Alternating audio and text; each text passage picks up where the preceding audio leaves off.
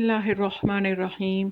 आज मैं आपके सामने मौला कायनात अमीरुल मोमिनीन की फ़ज़ाइल की वो रिवायत बयान करने वाली हूँ जो जनाब रसूल खुदा की ज़बान मुबारक से सादिर हुई। और अपने भाई के ये फ़ज़ाइल आपने उस वक्त बयान फरमाए कि जब आपको कुछ लोगों ने आके कहा कि मौला कायनात के बारे में लोग कुछ नाज़ेबा बातें कहते हैं, तो आपने उनकी बातों का दिंदान शिकन जवाब देने के लिए अपने भाई अली इब्ने अबी तालिब की विलादत के मौका की फ़जीलत बयान करते हुए उन लोगों की ज़बान बंदी की।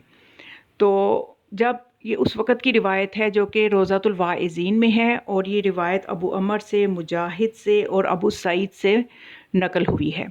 तो उसमें ये लिखते हैं कि एक मर्तबा हम लोग हज़ूर सल्लल्लाहु अलैहि वसल्लम की खिदमत में मौजूद थे और बहुत से अंसार भी मौजूद थे। उसके अलावा ये कि सलमान फ़ारसी, अबू ज़र गफ़ारी, अम्मार यासिर, हुज़ैफ़ा यमानी जैसे बुलंद पाया सहाबा भी मौजूद थे।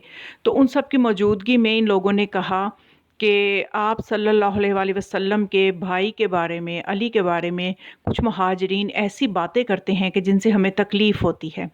तो आपने उनसे पूछा कि वो क्या कहते हैं मेरे भाई के बारे में, अली के बारे में क्या कहते हैं?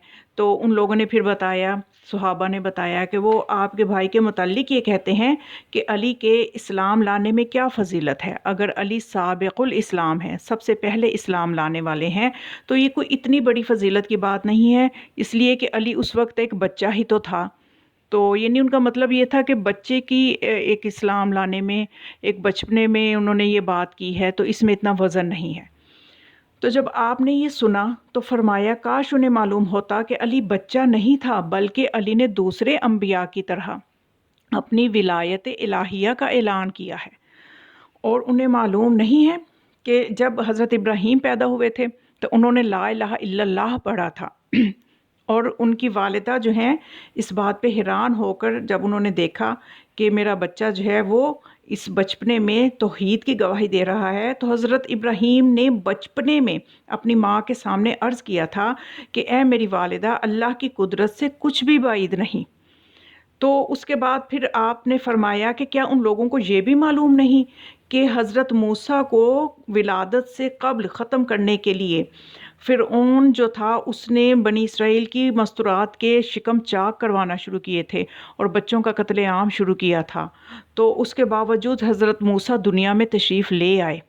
तो जब हज़रत मूसा दुनिया में आए तो अब उनकी माँ को ये वही हुई कि मूसा को दरिया के हवाले कर दो। तो जब उनकी माँ डर रही थी कि कहीं दरिया की नज़र ना हो जाए मेरा बच्चा, तो उस वक़्त हज़रत मूसा ने भी बचपने में कलाम किया था और अपनी माँ को ये समझाया था कि ए मेरी वालिदा, जिस खुदा ने मुझे फ़िरऔन के इस सख्त हुक्म के बावजूद दुनिया में ले आया है, वो मुझे दरिया की मौजों से भी बचाएगा। तो आपको जो अल्लाह की तरफ से हुक्म हुआ है उसे अंजाम दीजिए। तो फिर उसके बाद आप सल्लल्लाहु अलैहि वसल्लम ने फरमाया कि इन लोगों को ईसा की विलादत का वाक़या भी याद नहीं है कि जब हज़रत ईसा ने विलादत के फ़ौरन बाद कहा था कि मैं अल्लाह का बंदा हूँ और अल्लाह ने मुझे किताब दी है और मैं नबी हूँ। तो अगर आपने फिर फरमाया कि अगर अली की बचपने का ये इस्लाम के बारे में इकरार करना उनके लिए, अली का ये वाक़या जो है अगर उनके लिए मशकूक है, तो क्या इन 3 अंबिया की नबूवत में भी उनको शक है? तो उनको ये समझ लेना चाहिए कि मैं और अली एक ही नूर से हैं। अल्लाह ने हमें तख्लीक़ आदम से कई हज़ार साल पहले पैदा किया और फिर हमारे नूर को हज़रत आदम से इब्राहीम तक और इब्राहीम से अब्दुल मुत्तलिब तक इकट्ठा रखा और अब्दुल मुत्तलिब के बाद इस नूर को 2 हिस्सों में तक़सीम किया। एक का अमीन मेरे वालिद करार पाए और दूसरे का अमीन अबू तालिब को बनाया। और मुझे उस ज़ात की कसम है जिसके कब्ज़े कुदरत में मेरी जान है, जब अली इस दुनिया में आए तो मुझे जिब्राईल ने आकर कहा कि हुक्म खुदा से आकर काबा से अपने भाई, अपने वसी, अपने वज़ीर और अपने खलीफा को ले आइए। और जब मैं गया, अली को उठाया, अपनी ज़बान अली के मुंह में दी और जब मादरे गिरामी के साथ घर आया तो मैंने अली को हाथों पर उठाकर कुछ सुनाने की फरमाइश की। तो मेरे भाई अली ने मसहफ़ आदम से लेके कुरान तक हर किताब को اس طرح تلاوت کیا کہ اگر وہ نبی خود موجود ہوتے تو اس بات کا اقرار کرتے کہ ہماری کتاب کا کما حقہ حافظ اور کما حقہ قاری علی ہی ہے، اور صرف علی ہی اس شرف کا مالک نہیں ہے۔ آپ نے اپنے صحابہ سے فرمایا سن لو، صرف علی ہی اس شرف کا مالک نہیں ہے بلکہ اولاد علی سے آنے والے 11 امام بھی اسی عزت و عظمت کے مالک ہیں۔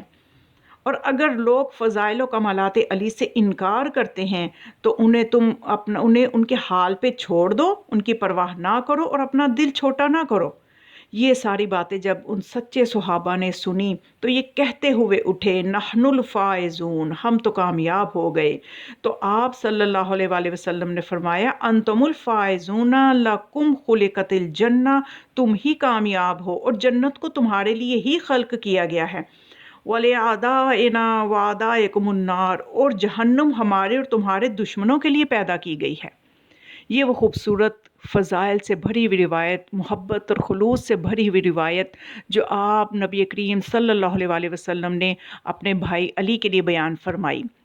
تو اس خوبصورت روایت کو سن کے جس طرح سے آپ کے قلب و جان مسرور ہوئے ہیں، اسی طرح سے اس کو آپ اس خوشی کے موقع پہ تحفتاً اس خوبصورت فضائل کو آپ ہر ایک کے کان تک پہنچائیں، اپنے عزیزوں تک پہنچائیں، شیئر کریں، اور اگر چینل پہ نئے ہیں تو سبسکرائب ضرور کریں، کمنٹ بھی ضرور کیا کریں، لائک بھی ضرور کیا کریں تاکہ یہ چینل پروموٹ ہو اور علوم محمد و آل محمد اور فضائل محمد و آل محمد سے مزید مستفید ہونے کے لیے اور ان کو لوگوں تک پھیلانے کے لیے نیکی میں آپ کا بھی حصہ ہو جائے۔ والسلام علیکم ورحمۃ اللہ وبرکاتہ۔